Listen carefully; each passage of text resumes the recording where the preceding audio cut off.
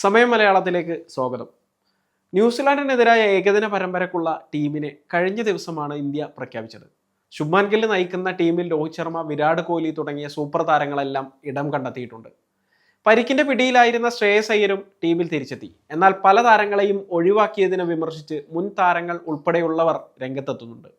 എന്നാൽ ഇന്ത്യയുടെ ഔദ്യോഗിക ടീമിൽ ഇടം കിട്ടാതെ പോയ താരങ്ങളെ വെച്ച് ഒരു പ്ലേയിങ് 11 ഉണ്ടാക്കിയാലോ? ഇന്ത്യയുടെ മെയിൻ ടീമിനോട് മുട്ടാനുള്ള കരുത്ത് ഈ ടീമിനുണ്ടാകുമോ? ന്യൂസിലാൻഡിനെ തീർക്കാൻ ഈ ടീം മതിയാകുമോ?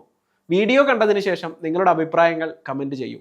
ഈ ടീമിൽ ഉൾപ്പെടുത്തണമെന്ന് നിങ്ങൾ ആഗ്രഹിക്കുന്ന മറ്റേതെങ്കിലും താരങ്ങളുണ്ടെങ്കിൽ അവരുടെ പേരും കമൻറ്റ് ചെയ്യാവുന്നതാണ്. കാര്യത്തിലേക്ക് കടക്കാം. ഡ്രോപ്ഡ് 11ന്റെ നായകനും ഓപ്പണറുമായി നമ്മുടെ സ്വന്തം സഞ്ജു സാംസണെയാണ് തെരഞ്ഞെടുക്കുന്നത്. ടീം പ്രഖ്യാപനം വന്ന അതേ ദിവസം തന്നെ വിജയ് ഹസാരെ ട്രോഫിയിൽ ജാർഖണ്ഡിനെതിരെ 95 പന്തിൽ 101 റൺസ് അടിച്ചുകൂട്ടിയാണ് സഞ്ജു തന്റെ ക്ലാസ് തെളിയിച്ചത്.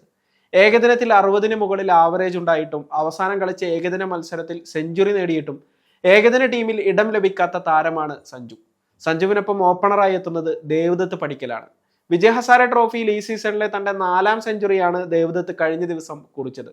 കർണാടകയ്ക്ക് വേണ്ടി റൺമല തീർക്കുന്ന ഈ ഇടങ്കയ്യൻ ബാറ്റർക്കും ഇന്ത്യൻ ടീമിലേക്കുള്ള വാതിൽ അടഞ്ഞു തന്നെ കിടക്കുകയാണ്.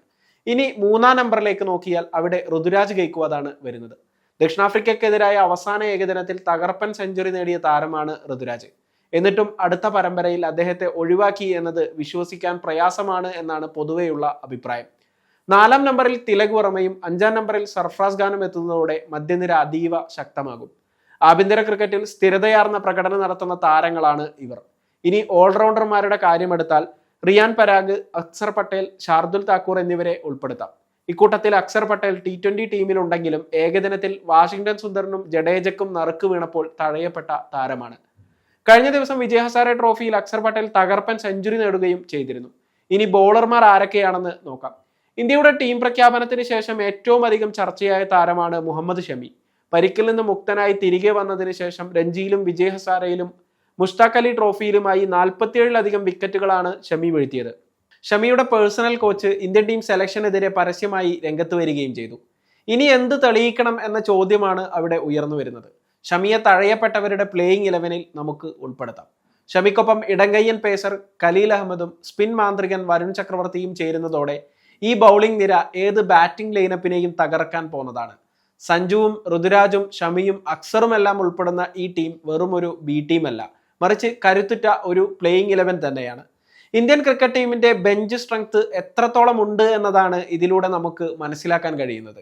മാത്രമല്ല, അർഹതപ്പെട്ട പലരും പുറത്തു നിൽക്കുന്നുണ്ടോ എന്ന ചോദ്യവും ഇതിലൂടെ ഉയർന്നു വരുന്നുണ്ട്. നിങ്ങളുടെ അഭിപ്രായത്തിൽ ഈ ഡ്രോപ്ഡ് 11ലുള്ള ആരെയാണ് ഇന്ത്യൻ ടീമിൽ നിങ്ങൾ ഏറ്റവും കൂടുതൽ മിസ് ചെയ്യാൻ പോകുന്നത്? കമന്റ് ബോക്സിൽ അറിയിക്കൂ. കൂടുതൽ ക്രിക്കറ്റ് വിശേഷങ്ങൾക്കായി സമയം മലയാളം ചാനൽ സബ്സ്ക്രൈബ് ചെയ്യൂ. മറ്റൊരു വിഷയവുമായി വീണ്ടും കാണാം.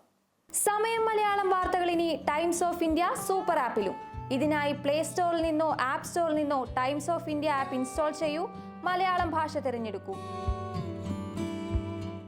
വാർത്തകൾ ആസ്വദിക്കാം. എല്ലാം ഇനി സമയത്തിൽ.